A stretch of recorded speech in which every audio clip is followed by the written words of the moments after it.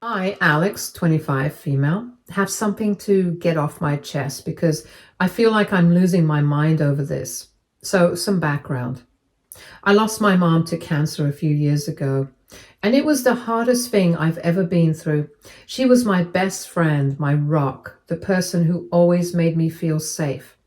She wasn't just my mom, she was my home. When she passed, the grief was unbearable. Everything in my life changed in an instant. And the only thing that brought me even a little comfort was the jewelry she left behind. My mom loved her jewelry. She wasn't rich or anything, but she had a collection of beautiful pieces she had gathered over the years, some from my dad, some she bought for herself, and some passed down from her side of the family. She used to tell me the story behind every single piece. There was a delicate gold bracelet she got from my grandma when she turned 18, a locket with a tiny picture of me as a baby inside, a gorgeous sapphire ring that my dad gave her on their anniversary, and a few others. They were a total of 6 pieces that were very dear to her heart. Even when she got sick, she would still put on her jewelry. Some days when the chemo made her too weak to get out of bed, she'd still wear her favorite rings or earrings just to feel like herself. She'd smile at them in the mirror as if they made her feel a little more alive. After she passed, her jewelry became my most prized possessions. Not because of the value, but because it was all I had left of her. Every piece carried a memory. A moment in time when she was still here, still laughing. Then came my dad's new wife, Martha, 57, female, and her daughter, Robin, 24, female. To be clear, I never liked them. I tried at first, but something about them always rubbed me the wrong way. My dad married Martha barely a year after my mom passed, which already made me feel sick. I wasn't ready for him to move on. And honestly, it felt like he wasn't either, but he did it anyway. Martha was fine, I guess, in that fake, polite way. She acted sweet, but I always got the sense she saw me as some kind of obstacle instead of part of her new family. And Robin was spoiled, entitled, and had this way of talking to me like she was better than me, even though we were basically the same age. Fast forward to a year ago, Robin was getting married. Big fancy wedding, huge guest list, the whole thing. And Martha decided that she wants to give my mom's jewelry to Robin as a wedding gift. She didn't even ask me. She just assumed it was hers to give. I found out when I overheard her on the phone gushing to a friend about how Robin would look stunning in the sapphire ring and how she was planning to gift it to her during the bridal shower. My heart stopped. She was talking about my mom's ring, the ring my dad gave my mom when they were still happy and when she was still alive, the one she used to wear even when her hands got frail and thin from the treatments. I confronted her immediately. I asked her what the hell she was talking about, and she just gave me this look like I was being dramatic and said, "Oh, sweetheart, it's a family heirloom. It should stay in the family." I told her point blank that this jewelry wasn't hers to give away, that it was my mother's, that it was mine now, and that she had no right to even touch it, let alone gift it to Robin. She acted all surprised, like she genuinely couldn't understand why I was upset, and she even had the audacity to tell me that Robin was my sister now, and that I should want her to have something special on her wedding day. I was shaking at this point. I told her Robin is not my sister, and that my mom's jewelry was not some hand-me-down she could just give away like it was hers. And then my dad got involved. I thought, stupidly, that he would be on my side, that he would remember how much this jewelry meant to my mom, to me, that he would put his foot down and tell Martha to back off. But no, my dad, the man who watched my mom cherish these pieces her entire life, who saw how much they meant to her, actually told me to relax. He said, "It's just jewelry, Alex. It's a family heirloom. It should go to Robin since she's getting married first." I was stunned. I asked him if my mom would have wanted that, if he actually thought my mom, his wife of over 2 decades, would have been okay with this. He had the nerve to tell me that I was being selfish, that Robin was starting a new chapter in her life and that I should be happy for her instead of holding on to the past. Holding on to the past? That was my mother we're talking about, my dead mother. I lost it. I told him if he let Martha or Robin take even one piece of my mother's jewelry, I would never forgive him, that I would never speak to him again. He just sighed like I was some annoying child throwing a tantrum and told me to think about it. I took some time to think about what my dad said, not because I was actually considering giving up my mom's jewelry, but because I realized something. If I kept fighting them head on, I would lose. My dad wasn't going to back me up. That much was clear. And Martha was determined. I could see it in the way she smirked whenever I got upset, like she was enjoying watching me squirm. If I kept arguing, she would find a way to get what she wanted. I knew that if I kept pushing, my dad would probably just take the jewelry himself and hand it over to Robin. And once it was gone, it would be gone. Robin would take it, wear it, and probably treat it like any other accessory, and I'd never see it again. I couldn't let that happen, so I did something I never thought I'd do. I played along. A few hours after our argument, I went downstairs and told my dad and Martha that I had thought about it and that they were right. That I had been too emotional, that I needed to stop holding on to the past, and that maybe it was time to let go. Martha looked so smug. It took everything in me not to roll my eyes when she gave me that fake sympathetic smile and said, "Oh, sweetheart, I knew you'd come around. It's what your mother would have wanted." I wanted to scream, but instead I smiled back and nodded like I agreed with her. I even said that I thought Robin would love the jewelry and that it was nice for her to have something meaningful to wear on her wedding day. My dad looked relieved, like he had been dreading another fight. Inside, I was already planning my next move. I had an old friend from college, Lauren, 25, female, who I hadn't spoken to in a while. We were never super close, but she was really nice and kind, and as luck would have it, her brother James was a jeweler. I reached out to her and after some catching up, casually brought up that I needed some custom work done. Nothing too fancy, just some very realistic imitation pieces. She was curious, of course, but I kept it vague. I just said I needed some duplicates made and was willing to pay whatever it cost. She put me in touch with her brother, and after explaining what I needed, he agreed to do it.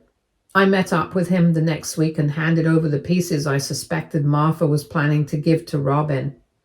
The sapphire ring, the gold bracelet, the locket, a pair of diamond earrings, a pearl necklace, and a small but sentimental brooch. I wasn't sure which one Martha had picked, so I had to be safe.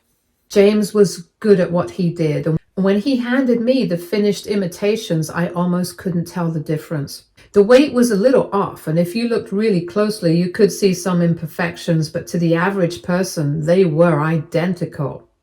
He even made sure to scuff them up just enough to make them look aged. The hardest part was swapping them out without Martha noticing. She was already acting like she owned them, going into my room under the excuse of just checking where they were, so I had to be careful. I waited until the day before the wedding. Martha and my dad were out running last-minute errands, and Robin was busy with whatever brides do before their big day. That gave me just enough time to switch out the real jewelry with the fakes. I made sure everything was exactly where it had been before. The same boxes, the same arrangement, nothing that would make them suspicious. And then I waited. That night, Martha called me downstairs. I had to force myself to act normal when she handed me a glass of wine and said, "I just wanted to thank you again for being so mature about this, Alex. I know this was hard for you, but you're doing the right thing." I was doing the right thing. All right. For the next year, everything was fine. Life went on, and I honestly thought I had gotten away with it. Robin wore the necklace a few times, and Martha would make little comments here and there about how stunning she looked in my mom's jewelry. I had to bite my tongue every single time, but at least I knew the real pieces were safe. I had already moved most of my mom's actual jewelry into a safe deposit box at the bank, except for a few sentimental pieces I kept with me.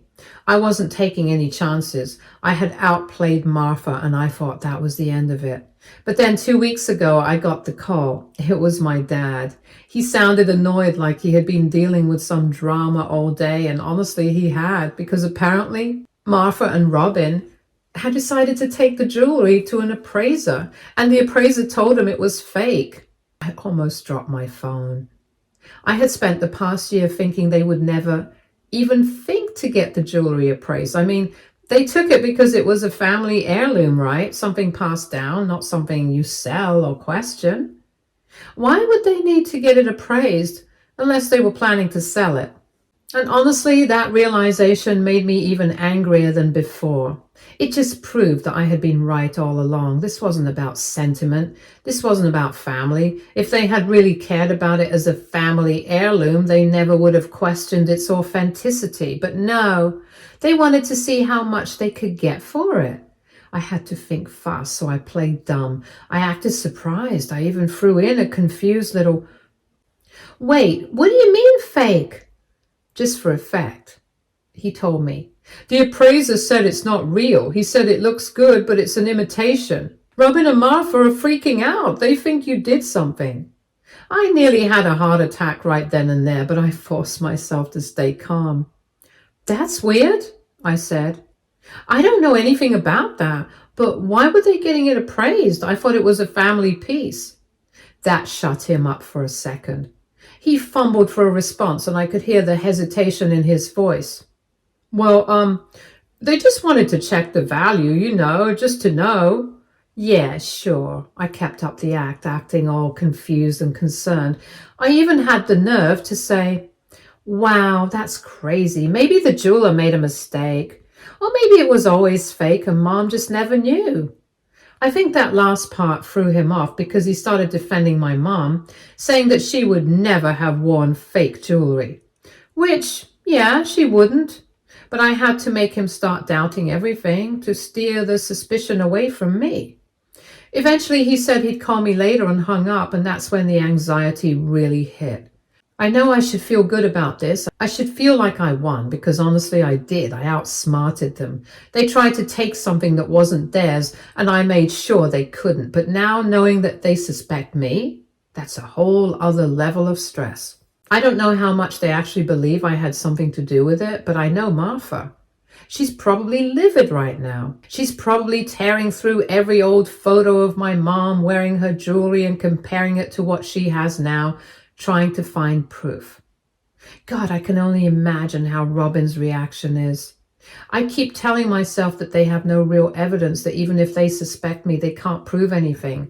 The only people who know the truth are me, my old friend Lauren, and her brother James. And neither of them have any reason to say anything. But still, what if they don't let this go? What if they keep pushing? What if they find some way to prove what I did? I feel like I'm walking on eggshells. Every time my phone rings, my heart jumps, and every time I see my dad's name pop up on my screen, I hesitate before answering. Because what if this is the call where he demands the truth? I don't regret what I did, not for a second. If I had to do it all over again, I would, but now I just keep wondering, what happens next? What should I do? Update 1. Hey everyone, it's been a wild couple of weeks and I figured I should update since things did not go the way I expected.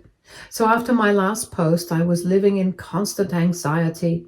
Every time my phone rang, my heart dropped, and every time I saw a text from my dad, I braced myself for him to finally call me out.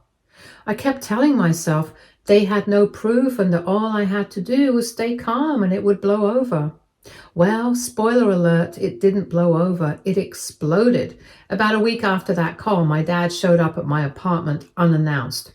This man has never done that before. I opened the door and he was standing there looking pissed. He didn't even say hello and just stormed past me like he had every right to be there. He turns to me and goes, "Martha wants to take legal action." I kept my face neutral and said, "Legal action? For what?" He crossed his arms and said, "For the stolen jewelry." I stared at him for a second, trying to figure out if he was serious. He was. I told him, first of all, you can't steal something that already belongs to you. That Mom literally left those to me in her legal will. And second, I didn't steal anything. That set him off. He went on this whole rant about how I was being selfish and how robbing his family, how my mom would have wanted me to share. He hit me with, why would an appraiser say it's fake if you didn't switch it? Now here's where I almost slipped up. I was getting mad and I wanted to snap back, but I took a breath and said, I don't know, Dad. Maybe it was always fake. That made him hesitate, just for a second. But then he shook his head and said, that's impossible. Your mother's jewelry was real. And I told him, then why were they trying to get it appraised? I saw it in his face. He knew what I was implying, that Martha and Robin were planning to sell my mom's jewelry, and now that they couldn't, they were mad about it. And that's when his whole attitude changed. He wasn't yelling anymore. He didn't say anything and left. I thought maybe that would be the end of it. It wasn't. A couple of days later, my aunt from my mom's side, Sydney, 53, female, called me. She was furious. Apparently Martha had been running her mouth to the entire family, claiming that I stole Robin's wedding jewelry and replaced it with fakes. She was acting like she was the victim in all this and telling everyone that I had betrayed the family. Sydney wasn't buying it, though. She told me that there is no way she would have wanted Robin to have that jewelry. My mom had also told Sydney specifically wanted me to keep her jewelry. She knew my dad might remarry someday, and she was worried that a new wife might try to claim it. My mom knew. I started crying on the phone, not just because I was relieved, but because I felt vindicated. My mom would have wanted me to do exactly what I did. Update 2. Hey everyone, I wasn't planning on updating again, but this story isn't over. Just when I thought things had finally settled, life threw me another curveball, and this time I didn't even have to do anything. Martha just exposed herself in the most spectacular way possible.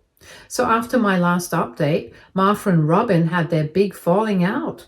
Robin felt betrayed that she didn't get the jewelry and was furious that she had gone through all that drama for nothing. They barely spoke for weeks. I thought that was the end of it. But a few days ago, I got a long text from Robin, and by long, I mean novel length. She was basically ranting about how I was a terrible sister and how I ruined her wedding memories.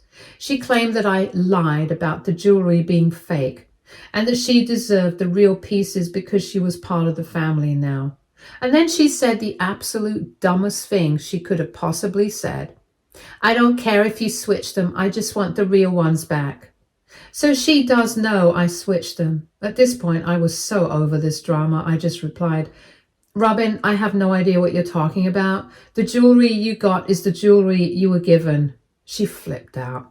She started calling me a liar, saying she knew the jewelry was switched and that she and Martha had proof and that they were going to make sure I paid for what I did. The next day, my dad calls me and he sounds so done with everything. He goes, Martha wants to press charges. I actually laughed. I asked, on what grounds? Possession of my own inheritance? Apparently, Martha was serious. She had gone to a lawyer trying to figure out if she could sue me for theft.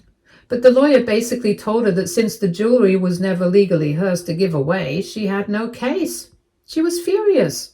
So furious that she ended up accidentally telling on herself because during her angry rant, she admitted to my dad that she had always intended to give Robin my mom's jewelry no matter what. She admitted that she never planned to ask me because she thought I was being selfish and that Robin deserved to have it as a wedding gift. I don't know what exactly snapped in my dad's brain, but something finally clicked. Maybe it was the fact that Martha straight up admitted that she didn't care about my mom's wishes. Maybe it was the fact that she had been lying to him all this time, or maybe he just realized how stupid this entire situation was. Either way, I got another call from him later that night. This time he wasn't mad at me, he was mad at Martha. He actually apologized. He admitted that he had been an idiot for not seeing through Martha's manipulation. He admitted that my mom's jewelry should have never been up for discussion, and then he said something I never expected. I think I made a mistake marrying her. I don't care what happens in my dad's marriage, that's his problem. But the fact that he said that, that's huge. The next day, he and Martha got into a fight again. He told her that she was completely out of line and that she had no right to take my mom's things, and Martha lost it.